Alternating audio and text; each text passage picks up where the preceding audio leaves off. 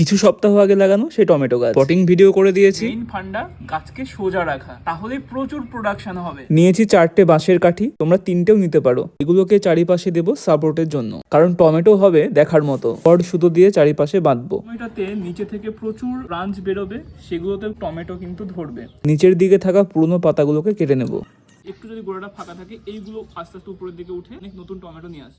গোড়াটা পরিষ্কার করা কমপ্লিট হয়েছে, এবার টবের মাটিতে খাবার প্রয়োগ করব।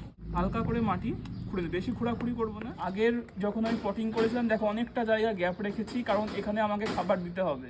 পুরনো গোবর সার এখানে প্রায় 2 মুঠো পরিমাণ রয়েছে, এটা টবের মাটিতে দেবো। এটা হচ্ছে আমার তৈরি বায়োমিক্স। এটা 1 চামচ করে প্রতি 15 দিন অন্তর দিয়ে যাব। প্রতি সপ্তাহে একবার করে কাকা স্প্রে করব 2 মিলি প্রতি লিটার জলে। এই পাতার নিচে থাকে মাকড়, যার জন্য টমেটো গাছের পাতাগুলো কুকড়ে যায়, প্রোডাকশন ম্যাক্সিমাম কমিয়ে দেয়। এই ইলেকট্রিক স্প্রেয়ারটা আমার জন্মদিনে গিফট করেছে আমার এক সাবস্ক্রাইবার দিদি। খাবার দেওয়া কমপ্লিট, দেবো জল।